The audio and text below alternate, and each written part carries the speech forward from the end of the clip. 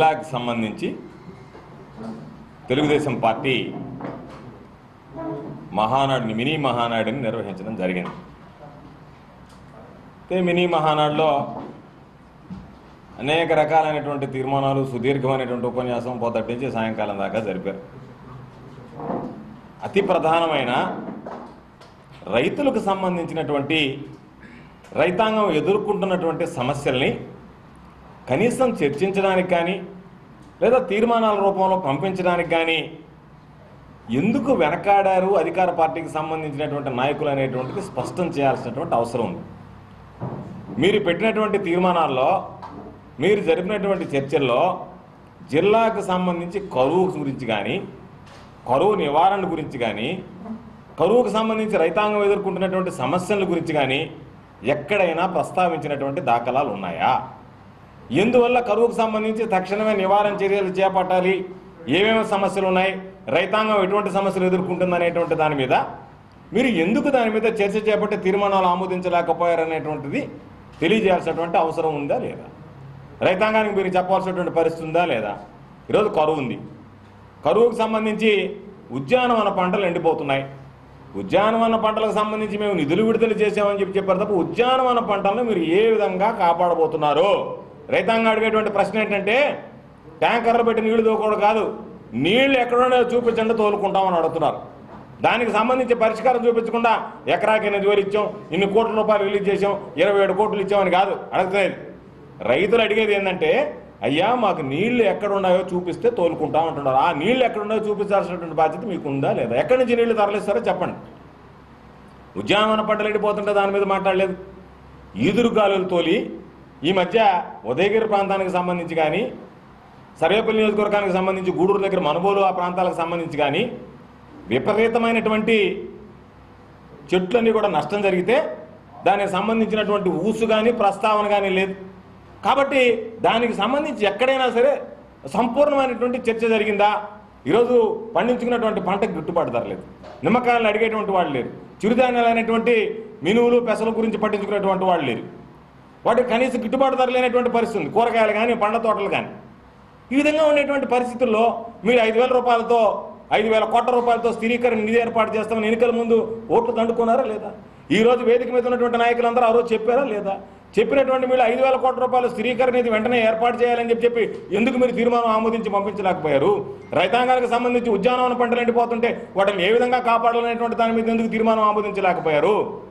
చంద్రబాబు నాయుడు గారు పోలవరం గురించి ఎప్పుడైనా ఆలోచన చేశాడా? ముఖ్యమంత్రిగా ఉన్నప్పుడు రాజశేఖర రెడ్డి గారు ముఖ్యమంత్రి అయిన తర్వాత పోలవరం గురించి ఆలోచన చేసి కుడికాలో పనులు పూర్తి చేశాడు. కాబట్టి ఈరోజు మీరు అక్కడికి వచ్చి కూర్చొని ఈరోజు మేము పట్టుసీమ తెచ్చాము, ఇంకో సీమ తెచ్చామని మాట్లాడుతున్నారు. పట్టుసీమ కొట్టుసీమ అయింది. చంద్రబాబు నాయుడు కొట్టాడు దాంట్లో. దాని గురించి అవసరంలా మాట్లాడాల్సింది, దాని గురించి మాట్లాడాలంటే చాలా దూరం ఉంది. అయితే ఈరోజు మీరు చేసినటువంటి పనుల గురించి కనీసం మీరు ఆ మాట్లాడినటువంటి విధానాన్ని గురించి ఈరోజు ప్రశ్నిస్తున్నారు. చెప్పారు పారిశ్రామికంగా శరవేగంతో అభివృద్ధి చెందుతుంది.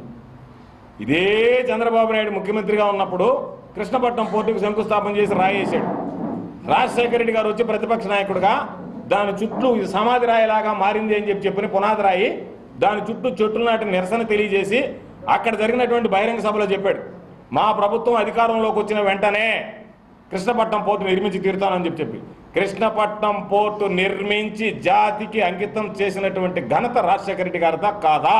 దాన్ని మీరు చెప్పగలరా? మీరు వేసినట్టు సమాధిరాయి పునాదిరాయి సమాధిరాయిలాగా వెక్కిరిస్తే ఈరోజు అక్కడ అభివృద్ధి జరిగింది, పోర్టు జరిగింది అంటే రాజశేఖర రెడ్డి గారి వల్ల అవునా కాదా? అభివృద్ధి ప్రదాత ఎవరు? మాంబట్ సెజ్ వచ్చింది, శ్రీ సిటీ వచ్చింది, మేనకూర దగ్గర సెజ్ వచ్చింది, ఈ రోజు ఉన్నటువంటి ఇఫ్కో కిసాన్ సెజ్ ఉంది. చంద్రబాబు నాయుడు వచ్చి డోలు కొట్టుకుంటా డబ్బా కొట్టుకుంటా అక్కడికి వచ్చి ఫౌండేషన్ వేసి ఇది నా అభివృద్ధి అని చెప్తున్నాడు. అంటే మీ ఆలోచన పారిశ్రామిక రంగంగా ఎవరో ఒక మహనీయుడు తీసుకొచ్చి పెట్టినటువంటి ప్రాజెక్టులు ఈరోజు మీరు చేసేటప్పుడు వాళ్ళ గురించి కనీసం ప్రస్తావించాల్సినటువంటి అవసరం ఉంది. అది లేకపోగా ఇవన్నీ తానే తెచ్చినట్టుగా విమర్శించడం, ఎవరైతే అభివృద్ధిని కోరుకున్నారో, ఎవరైతే అభివృద్ధిని కాంక్షించి జిల్లాకు మేలు చేశారో వాళ్ళని గురించి విమర్శల పాలు చేసేటువంటి విధంగా మాట్లాడడం అనేటువంటిది మీ ఆలోచన, మీ మనస్సాక్షిని మీరు అడగాల్సినటువంటి పరిస్థితి అని చెప్పి తెలియజేస్తుంది. ఈరోజు మీరు మాట్లాడుతున్నారు, గతంలో ఖరీఫ్కి సంబంధించి 27 మండలాలని కరువు మండలాలుగా ప్రకటించారు, రబీకి సంబంధించి 45 మండలాలు ప్రతిపాదించారు. రైతాంగానికి సంబంధించి ఏమైనా లబ్ధి అనుకూరిందా? దాని గురించి ఎక్కడైనా మాట్లాడారా? కనీసం ప్రస్తావించినటువంటి సందర్భాలు ఉన్నాయా? మహానాడు అనేటువంటిది మమ్మల్నో జగన్మోహన్ రెడ్డి గారినో తిట్టడానికి, అంటే జగన్మోహన్ రెడ్డి గారి ఫోబియా మీకు ఏ స్థాయిలో ఉందనేటువంటిది మరొకసారి అర్థమైంది తప్ప ఎక్కడ కూడా మహానాడుకు సంబంధించి కూలంకుషంగా చర్చించి రైతుల సమస్యల గురించి, రైతాంగం ఎదుర్కొంటున్నటువంటి సమస్యలని, కరువు తీవ్రతను బట్టి ఎక్కడైనా సరే ఒక ఆలోచన చేద్దాం, దానికి ఒక దిశానిర్దేశం చేద్దాం, ఈ జిల్లా నుంచి అది ప్రారంభిద్దాం అనేటువంటి కనీసపాటి ఆలోచన చేయలేకపోయారంటే అంతకన్నా దౌర్భాగ్యం, దుర్మార్గం మరొకటి ఉండదు. ఈరోజు మేము అడుగుతున్నటువంటి వాటిని మీరు సమాధానం చెప్పాల్సింది గత 10 సంవత్సరాలుగా, అంటే రాజశేఖర రెడ్డి గారు ముఖ్యమంత్రిగా ఉన్నటువంటి సమయంలో ఈ జిల్లా అభివృద్ధి కుంటుపడిపోయిందని పదే మాట్లాడారు. పదే మాట్లాడినటువంటి మీరు అడగాల్సింది ఊరిని, ఆ 10 సంవత్సరాల్లో ఈ జిల్లాకు సంబంధించి ఎవరు పెత్తనం చేశారో, ఎవరు మంత్రులుగా ఉన్నారో, ఎవరు శాసనసభ్యులుగా ఉన్నారో, ఎవరిని మీరు అభివృద్ధి నిరోధకులు అంటున్నారో, ఆ అభివృద్ధి నిరోధకులు మీ పక్కన కూర్చున్నప్పుడు వాళ్ళని ప్రశ్నించాల్సింది పోయి మీరు మామూలుగా మాట్లాడితేట మీరు చేయాల్సిన పని ఏంది?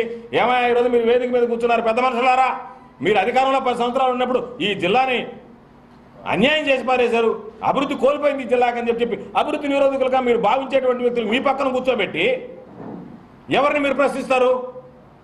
ఎవరిని ప్రశ్నిస్తారు? మీరు ఎవరున్నారు ప్రశ్నించడానికి? ఎవరైతే మీరు అభివృద్ధి నిరోధకులుగా మీరు మాట్లాడుతున్నారో వాళ్ళు మీ పక్కన కూర్చొని ఉన్నారు. ఈరోజు మీ హక్కును చేసుకుని ఉన్నారు. మీరు వాళ్ళకి మళ్ళీ పదవులు ఇచ్చుంటారు. మళ్ళీ దానికోసం మళ్ళీ సమావేశం పద్ధతి నుంచి పాపం వాళ్ళందరికీ భోజనాలు పెట్టి సాయంకాలం దాకా కూర్చోబెట్టి మమ్మల్ని తిట్టడానికి ఆ కార్యక్రమం ఏర్పాటు చేసుకుని జగన్మోహన్ రెడ్డి గారి ఫోబియా మీకు ఎట్టా ఉంది కాబట్టి నిద్ర లేస్తే కళ్ళు మూస్తే కళ్ళు తెరిస్తే జగన్మోహన్ రెడ్డి గారు కాబట్టి జగన్మోహన్ రెడ్డి గారి గురించో లేకపోతే గత ప్రభుత్వం మాట్లాడితే గత ప్రభుత్వమే, 3 సంవత్సరాలైనా గత ప్రభుత్వమే. ఈ 3 సంవత్సరాల్లో మీరు ఒరగబెట్టినటువంటిది ఏంటి? గతంలో ఏం జరిగింది? 9 సంవత్సరాల్లో చంద్రబాబు నాయుడు ముఖ్యమంత్రిగా ఉండగా ఏం జరిగింది? ఈరోజు మరలా ఈ 3 సంవత్సరాల్లో ఏందనేటువంటి దాని మీద మీరు బహిరంగ చర్చకు సిద్ధంగా ఉన్నారా? బహిరంగ చర్చకు సిద్ధపడతారా? 2 కారణాలు. మీకు ధైర్యం ఉంటే బహిరంగ చర్చకు రండి, ధైర్యం లేకపోతే శ్వేతపత్రం విడుదల చేయండి. ధైర్యం అంటే బహిరంగ చర్చకు వైఎస్ఆర్ కాంగ్రెస్ పార్టీ సిద్ధంగా ఉంది. వేదిక తేదీ ఖరారు చేయండి. వేదిక తేదీ ఖరారు చేసి, అయితే మేము కోరుకుంటున్నది ఎవరినో ఒకటి పెట్టి మేము బహిరంగ చర్చకని కదా, అవగాహన లేనటువంటి వాడిని, స్థాయి లేనటువంటి వాడిని, మాతో సమాన స్థాయి కలిగినటువంటి వ్యక్తులు మీరు ఎంపిక చేసి పంపిస్తే వాళ్ళతో బహిరంగ చర్చకి సిద్ధంగా ఉన్నాం, ఎవరు వస్తారో బహిరంగ చర్చకి రండి. లేదు బహిరంగ చర్చకి మేము రాలేము అని అంటే, ఆ ధైర్యం మాకు లేదు అంటే శ్వేతపత్రం విడుదల చేయండి. చంద్రబాబు నాయుడు గారికి అలవాటు కదా రోజుకు ఒక శ్వేతపత్రం విడుదల చేసేది. దీని మీదకి వచ్చినప్పటికి శ్వేతపత్రం విడుదల చేయడానికి ఎందుకు వెనకాడుతున్నాడు? కాబట్టి మహానాయుడు అనేటువంటిది పూర్తిగా ఫార్స్గా మారిపోయింది. ఎక్కడా కూడా ఈ రైతాంగానికి సంబంధించి, రైతులకు సంబంధించినటువంటి వాళ్ళ సమస్యలను ప్రతిబింబించేటువంటి విధంగా జరగలేదు. కాబట్టి మరలా మేము కోరుకునేది, అధికారంలో మీరు ఉన్నారు కాబట్టి ఒకవేళ మహానాడుని మొక్కుబడిగా మార్చినా భవిష్యత్తులోనైనా మీకు రైతాంగం పట్ల కానీ ప్రజానీకం పట్ల కానీ చిత్తశుద్ధి ఉంటే మరో 1.5 సంవత్సరం మీకు అవకాశం ఉంది. ఆ 1.5 సంవత్సరం లోపల మీరేదన్నా చేయగలిగితే ప్రజానీకానికి వనకూరేటువంటి పనులు చేయండి తప్ప ప్రజానీకం యొక్క మనసులు చెడగొట్టి వాళ్ళ మనోభావాలతో మాత్రం చెలగాటం ఆడొద్దని చెప్పి ఈ సందర్భంగా స్పష్టం చేస్తారు.